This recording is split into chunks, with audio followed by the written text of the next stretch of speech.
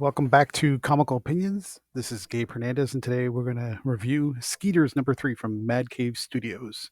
And in this issue, the swarm of giant mutated alien mosquitoes sweeps over the town's seafood festival and turns up that messy mayhem up to 11 and more. So it gets really gross really fast. And without spoiling it, we're going to spoil it.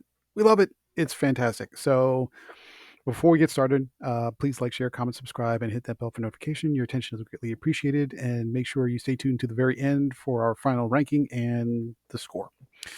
So let's get into Skeeters #3, the credits. It's written by Bob France, art, colors, and the cover by Kelly Williams. Letters by Chaz Pangborn, who is also a one of the folks at Mad Cave Studios, and the issue comes out this Wednesday. All right, so that's where we are. So let's talk about where we left off before we get into this issue's contents.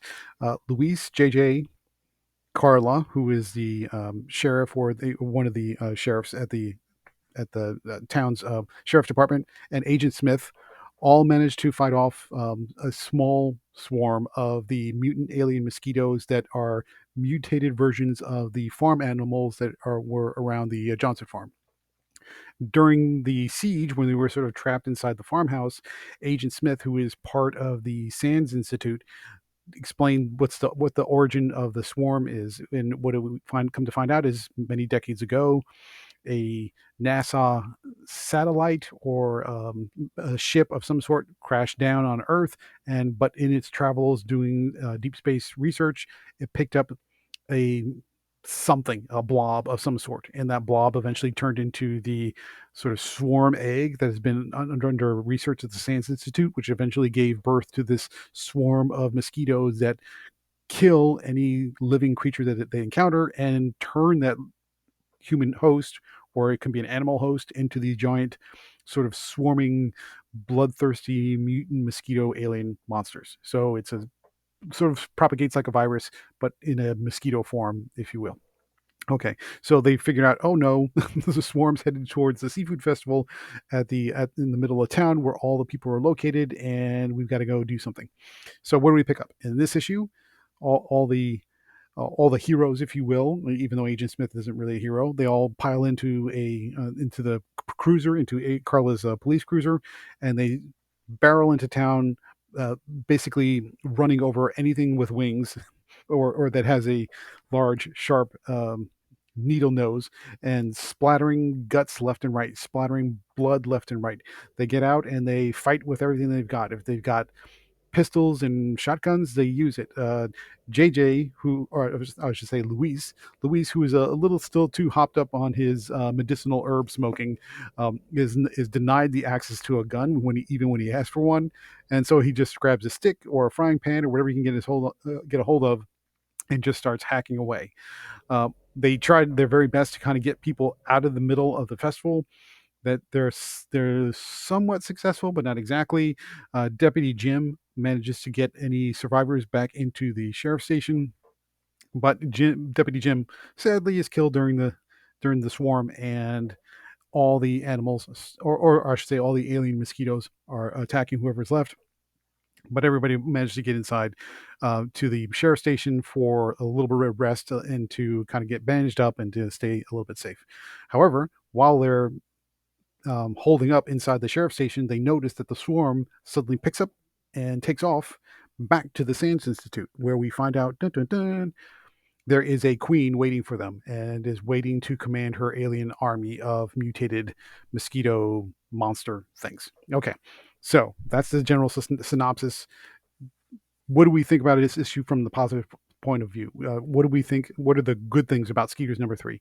If you like gory, uh, almost insane levels of mush and blood and guts and gore. I mean, what comes to mind is when Peter Jackson did Dead Alive.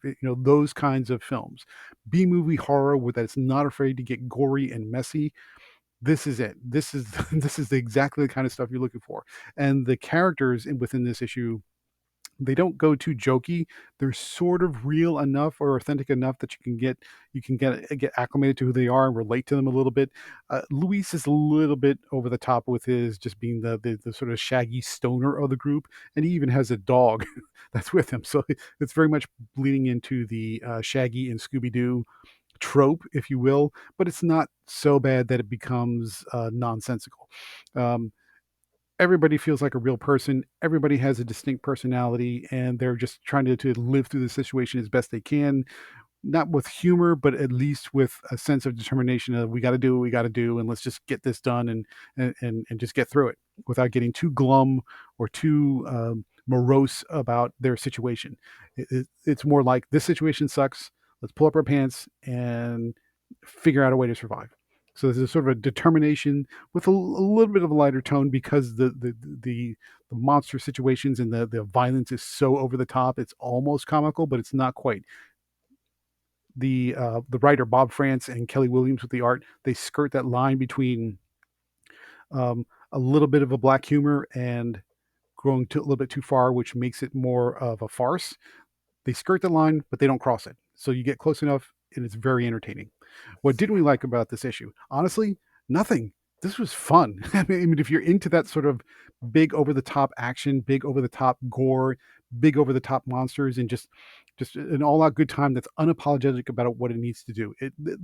This series really is written to be pay respect and homage to those kind of B movie horror, crazy gonzo over the top violence and monsters and action, and it doesn't care about being too real or too grounded or too authentic. It's just fun. So if you're into that kind of storytelling, this is it. We honestly don't have anything bad to say about it. What do we think about the art? Kelly Williams art. Okay, so there's a Kelly Williams style is slightly caricaturish. It's not cartoonish, but I mean, it's not real. It's not gritty. It's not grim. It suits the tone of the story. So there's a little bit of a cartoonish, or I should say, yeah, comic book cartoonish kind of comic strip element to how these monsters are portrayed and how the action is portrayed. It's not quite slapstick, but it's close. And just like the writing, it skirts that line between black humor and farce, but it doesn't cross it. So it's bright, it's bold, there's plenty of blood, lots of action, um, and just people just getting ripped apart left and right. So Kelly Williams does a great job with the gore, does a great job of communicating kind of the wild gonzo-ness of it. I know that's not really a word, but it makes sense. But it looks great. So final comments. What do we think about Skeeters number 3? This is a winner. It's a winner. I mean, if you like this kind of over the top B movie horror action in the same vein as, say, Creepshow or Dead Alive or um, Grindhouse or any of those kinds of types of stories, this is it. This is the kind of stuff that you're looking for, the kind of stuff you're seeking out. It's horror that's meant to entertain and be fun. It's less scary more than it is like shocking, but almost in an entertaining way or a fun way, if that makes sense.